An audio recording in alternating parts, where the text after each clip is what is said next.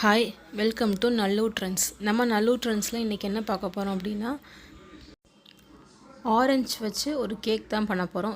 ரொம்ப சாஃப்டாக டேஸ்ட்டாக இருக்கும். வாங்க எப்படி பண்ணலான்னு பார்க்கலாம்.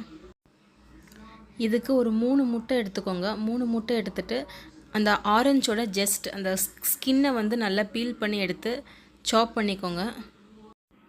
உங்களுக்கு முட்டை ஸ்மெல் ஜாஸ்தியாக இருக்குது அப்படின்னு நினச்சிங்க அப்படின்னா 2 ஃபுல் முட்டை எடுத்துக்கோங்க, ஒரு ஒயிட் மட்டும் எடுத்துக்கோங்க. இல்லைனா ஆரஞ்சு எசன்ஸ் சேர்த்திங்க அப்படின்னா அந்த முட்டை ஃப்ளேவர் இருக்காது. நான் இன்றைக்கி ஆரஞ்சு எசன்ஸ்லாம் சேர்க்கலை. ஆக்சுவலாக இந்த ரெசிபி வந்து நாங்கள் ரொம்ப ஃப்ரீக்வெண்ட்டாகவே பண்ணுவோம். நான் எப்போவுமே வீடியோ போடுறேன் அப்படின்னா நான் செஞ்சு பார்த்து ட்ரை பண்ணி அது நல்லா பர்ஃபெக்டாக வந்தால் மட்டும்தான் நான் அதை வீடியோவாக எடுப்பேன். ஸோ இதே சேம் மெஷர்மெண்ட்டில் போட்டிங்க அப்படின்னா கரெக்டாகவே வரும். இந்த பீட்டர் வந்து நான் ஒரு 4 இயர்ஸாக யூஸ் பண்ணுறேன். நல்லா இருக்குது. எந்த ஒரு ஃபால்ட்டுமே இது வரைக்கும் அல்ஹம்துலில்லாஹ் வந்ததில்லை. அதே மாதிரி நான் யூடியூப் ஸ்டார்ட் பண்ணி ஒரு 4 இயர்ஸ் ஆச்சு, 4 to 5 இயர்ஸ் ஆச்சு. பட் இன்னுமே வந்து கரெக்டான ஃபாலோவர்ஸோ வியூஸோ எதுவுமே எனக்கு கிடைக்கல. எல்லாமே வந்து ஃப்ரீக்வெண்ட்டாக வீடியோ போடணுன்னு நினப்பேன். பட்டு நிறையா சில சுச்சுவேஷன்லாம் வந்து வீடியோ போட முடியாமல் ஆயிரும்.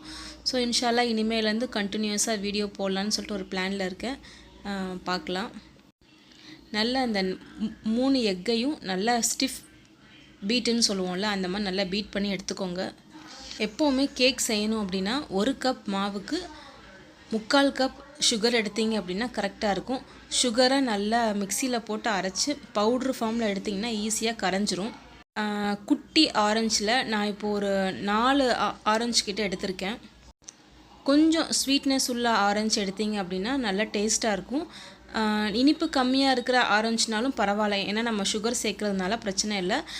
இதில் வந்து உங்களுக்கு அந்த ஆரஞ்சு ஃப்ளேவர் வந்து கொஞ்சம் கம்மியாக தான் வரும். எசன்ஸ் ஊற்றினா தான் நல்ல ஃப்ளேவர் வரும். இதில் நான் தண்ணி கூட சேர்க்கலை, தண்ணி சேர்க்காம தான் அரைச்சிருக்கேன்.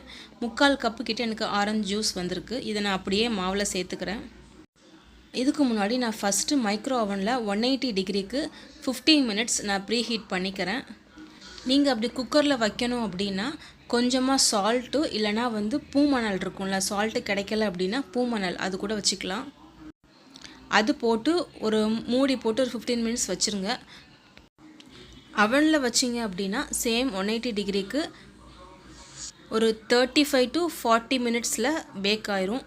இதே நீங்கள் ஸ்டவ்வில் வச்சிங்க அப்படின்னா 45லேருந்து ஒரு 10 மினிட்ஸ் எக்ஸ்ட்ரா ஆகும். ட்ரேயில் நல்ல பட்டர் தடவிக்கோங்க.